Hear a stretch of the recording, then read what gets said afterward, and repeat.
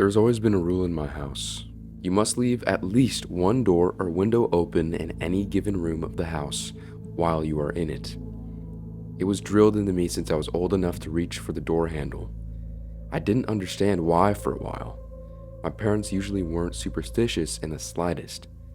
I even saw from pictures that they owned a black cat a while before I was born. I rarely, if ever, questioned them though. My parents were kind, calm people. But if I ever came close to breaking the rules, or even asking too many questions, they would turn serious, and they wouldn't let me off without a 30-minute lecture first. I didn't actually believe in the superstition, thanks in part to them not telling me what the consequence would be for not doing so. But I didn't want to anger them, even if it meant leaving a window or door open in the cold. When I was 19 years old, however, my parents had gone to my grandmother's house to see my aunt, who was visiting from Australia. I quickly volunteered to watch over the house while they were gone, which seemed to make them happy. In reality, I was just using this as an opportunity to have my girlfriend of 6 years over.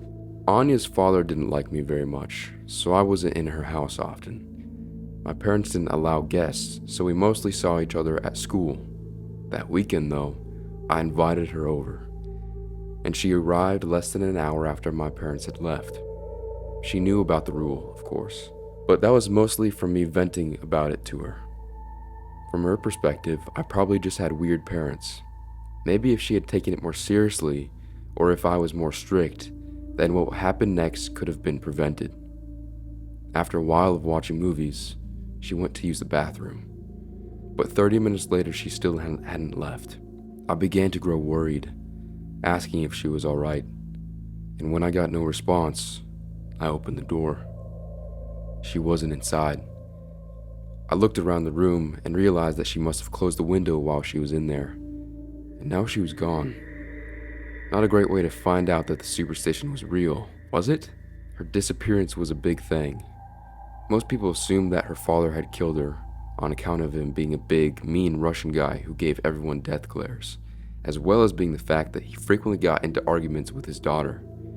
The investigation turned up nothing, of course. I didn't say anything, but I think my parents suspected something. I joined the military not long after. I guess I just hated being in the house where she disappeared, and I somewhat harbored some resentment towards my parents, and more so to myself, for not being more strict with the rule. I wish I had stayed in contact with them though. They died in a car crash last month. They left me with the house, along with other things. Yes, I hated it. I hated the house. But it was big, and I hadn't had any great places to stay in the 5 years I had left. I spent last night getting drunk. That's how I've spent a lot of nights since I got discharged. But being in the house where I lost Anya wasn't good for me. And I took the drink especially hard last night. In my drunken state, I decided I would reunite myself with her. I walked into the bathroom, closed the door, and the window. I immediately felt a wave of nausea, though not from the alcohol. And realizing what I'd done, I sobered up pretty quickly. I looked through the window to see that it was pitch black outside, despite the fact that the sun had only started to set when I had entered. When I opened the door, I stepped inside the kitchen. But that wasn't right. The bathroom was located near the front of the house. The door slammed shut behind me. But when I opened it, I was in my upstairs bedroom, then my living room, then my basement, and then the guest bedroom. It's like my house, but wrong. It's a maze of every room and story, but in wrong places. I'm writing this from the downstairs bathroom. I found out that my phone is connected, but I'm not going to call for help. I don't want to risk anyone getting stuck in a hellish, distorted replica of my house like I'm in. There'd be no point anyway. I don't think I have long left. I hear eerie noises from the woods outside, but it's worse than that. I've just heard footsteps upstairs. I'm sure some of you are concerned for my safety after my last post. I think that now is the time to update everyone on what has been happening since. Many of you in the comments suggested that the footsteps that I hear might be coming from Anya, so I set out looking for her not long after. It's strange seeking out something in this maze. I stepped through a door in the kitchen, hearing footsteps upstairs. Then I walked through the door into the upstairs bathroom, seemingly hearing footsteps from the next room, only to end up in the attic and hear footsteps below me. As I made my way around the house, I began to notice some things. The house wasn't an exact replica of my own. The paint was fresher on the walls, the mirrors were cleaner, the carpets were different colors. Most noticeable of all, though, was the radio and phone that looked like they were from the 30s. I even saw a typewriter.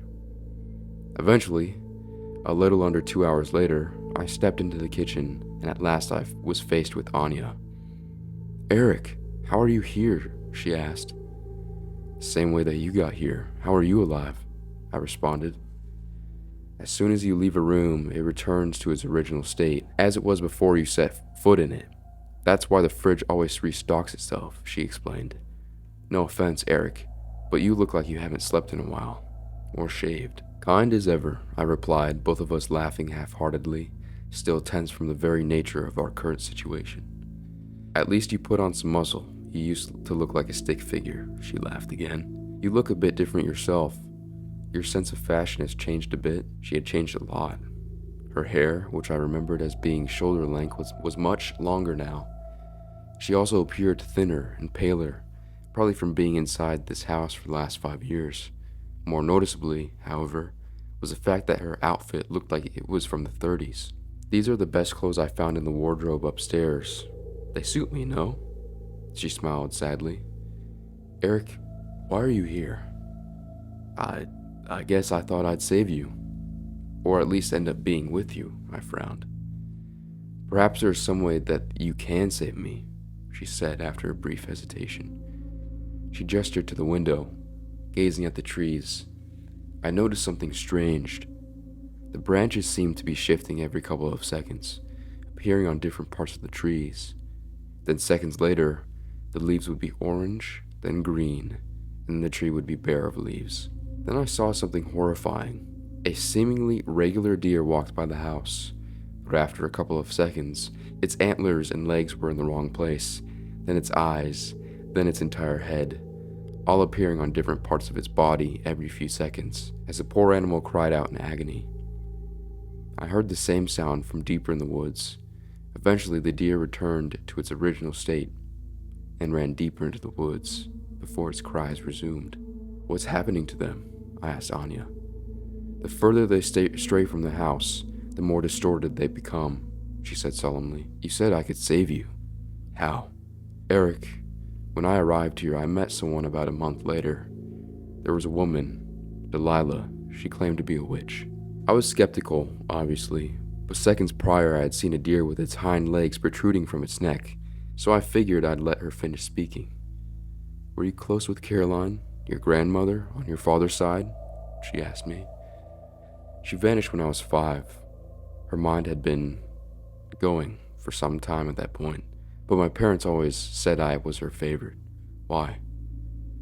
"Delilah told me that when your grandmother's mind was going, she visited her, requesting her services. Caroline wanted to go back to her childhood." Anya proceeded to recite the story to me. The spell was to feed off of my grandmother's memories and send her to a pocket dimension, mimicking her childhood, so that she wouldn't have to deal with the pains of her old age and failing mind. The plan was that she'd seal herself in that old room that night, disappearing from this world, and wake up as a child in her 1930s pocket dimension. Delilah went up to check on her about 10 years after casting the spell. Apparently, she does the same for all clients. But when she visited the pocket dimension, she found Anya trapped inside. The pocket dimension had tried to draw on Caroline's fractured memories, and ended up creating this distortion of her childhood home, constantly trying to replicate it. "Why didn't she stop it?" I asked Anya. "Delilah went to confront Caroline. She told me I'd be out in 10 minutes. She never came back," she responded. "Wait, my grandmother's here? In this house? That's why I think you can save me. Perhaps she'll recognize you and end this somehow. It's our best bet." She led me through the house, and after about 3 hours, we ended up in the upstairs hallway. I looked at the entrance to my grandmother's old room. Anya and I braced ourselves and walked through the door. Sitting on the bed was my grandmother, as I remembered her, But a few seconds later, it was a young girl, then a middle-aged woman, then a teenage girl, then my elderly grandmother once again. "Grandma, it's me, Eric." She stopped staring blankly ahead, then blinked a few times. She looked old and confused, but when she met my eyes, a look of realization dawned on her face. "Oh, Eric, you've gotten so big." "Grandma, you need to stop this, please." She looked much more awake than before. "I don't want to go back. I'm close. If I can just get this right, I can go back to when it was easier." "I know, Grandma, but you've been sitting here trying to recreate this for 18 years in the real world." 18? 18? "Please, Grandma, just let it go. Let us go. You can rest." There were tears in her eyes. Then she slammed them shut and I was faced with the skeleton laying down on the bed. Anya and I looked around to see that we were back in the real house, the real world. We hugged each other excitingly. She was crying. I buried my Grandma Caroline in the backyard, outside the house. I think she would have liked that. The house isn't cursed anymore, thankfully. Anya is understandably baffled at how much things have changed in the last 5 years, and she developed an interest in some real old-timey fashion. I think it might take her a while to adjust. I'm glad I was given the opportunity to save Anya and give my grandmother some peace. Even still, though, I hope I wasn't left anything cursed in my inheritance. In my last post, I was certain that the curse on my house had been lifted. I think I might have just jumped the gun on that. This morning, when I went downstairs, I couldn't find the computer that I bought last week. I thought that maybe a burglary had happened while we were in a pocket dimension. I mean, it wouldn't exactly be difficult, considering that the windows and doors are usually left open. The televisions were still there, sure, but it probably wouldn't be a burglar's priority. I mean, the thing is nearly 20 years old. But looking beside it, I saw my old PlayStation 3. But I had sold that years ago, around 2015, I think. I walked to the kitchen and saw that old radio that my mother had thrown out a decade ago. On the counter, I found the keys to the car that my father had sold a year before I moved out. Something was very wrong. I was suspicious at that point. I returned to the kitchen, emptied the contents of the fridge on the floor, then left the room. When I opened the door again, the floor was clean and the fridge was full again. It had returned to its original state, as I had remembered it. It was then I put the pieces together. When my grandmother died, her pocket dimension didn't go away. We didn't even leave it. The spell is now drawing on my childhood memories instead of my grandmother's. The reason her house and the world outside is so distorted is due to her failing memory. My memories of my childhood house are intact. Sure, even some parts of the surrounding forest that I used to play in. So that's why the house isn't constantly shifting and changing like last time. But the spell that caused this whole thing concentrates on memories of the home. The further away from the home, the more distorted the world of the pocket dimension becomes. And 15 minutes before, Anya said she was driving to town to buy some groceries. I rushed to my father's car and sped down the road. After a few minutes of driving, I began to hear eerie noises from the woods that I had heard upon first entering the pocket dimensions, which now I knew were from the cries of distorted animals deep in the forest. Not long after, the trees began to distort, changing shape, height, and color in moments. Finally, after 10 minutes of driving, I saw it. In the distance, my mother's car, which Anya had taken, was being distorted. I stepped out of my car and heard it. Anya was screaming. She was trapped inside the vehicle, and she was being distorted alongside it. I wanted to run over and pull her out of the vehicle, but I knew that if I strayed any further, I'd become distorted too. With tears in my eyes, I drove back to the replica of my home and wrote this. There's not much battery left in my phone. When it dies, so does my connection to the world outside this nightmare. When my grandmother died, the spell, this curse, began drawing on my memories because I was the closest person inside the pocket dimension. I'm thinking that if I die, I will transfer to Anya and feed off her memories instead. She will still be stuck in this hellhole, but from her screams, I'm certain that anything is better than the distortion she suffers now. It's the only solution I can think of, considering Delilah the one who cast the spell in the first place either got herself killed or gave up trying to end it. This is why this will be my final update. Goodbye.